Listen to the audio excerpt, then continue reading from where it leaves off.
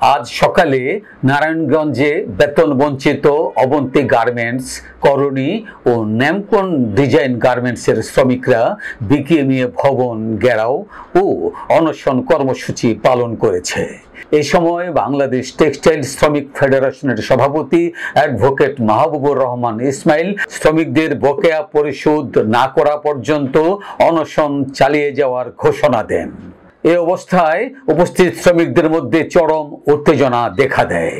উদ্ভূত পরিস্থিতিতে বিকেএমইএর প্রেসিডেন্ট মোহাম্মদ হাতেম, উপস্থিত শ্রমিক নেতা ও অবন্তী গার্মেন্টস মালিক পক্ষের সাথে তাৎক্ষণিক আলোচনার পর বকেয়া বেতনের ৫,০০০ টাকা আগামীকাল ও অবশিষ্ট বকেয়া আগামী ১৫ অক্টোবরের মধ্যে পরিশোধের আশ্বাস দেওয়ার পর শ্রমিকরা আপাতত অনশন প্রত্যাহার করেন।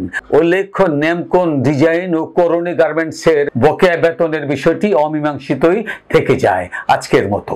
বাংলাদেশ টেক্সটাইল শ্রমিক ফেডারেশনের সভাপতি অ্যাডভোকেট মাহবুবুর রহমান ইসমাইল উদ্দেশ্যে আরো বলেন, যতক্ষণ পর্যন্ত আমাদের শ্রমিকদের কারো ৫ মাসের, কারো ৬ মাসের, কারো ৩ মাসের, কারো ৭ মাসের বেতন যেটা বকেয়া আছে,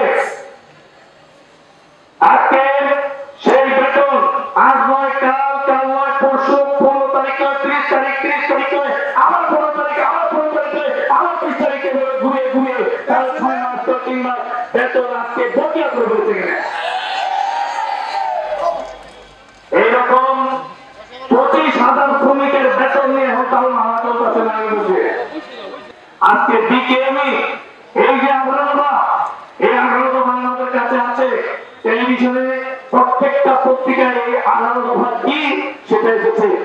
আজকে বিকেএমির যে মালিকেরা তারা চোখ বন্ধ করে আছে, আন্দোলন তারা এখন করে না, শ্রমিকের চায় না, শ্রমিকের দাবিগুলো তারা বাস্তবায়ন করে না।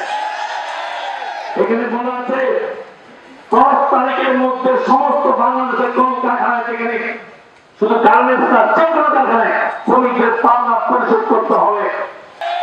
আমরা শান্ত, তবে আমরা যখন ধৈর্য উঠি একটু ভাববেন না যে আমরা ঘুমিয়ে থাকবো। যখন আমরা ধৈর্য উঠি তখন নারায়ণগঞ্জের কোনো পুলিশ থেকে আর কোনো সন্ত্রাসী আমাদের সামনে বাধা দিয়ে আসতে পারে না।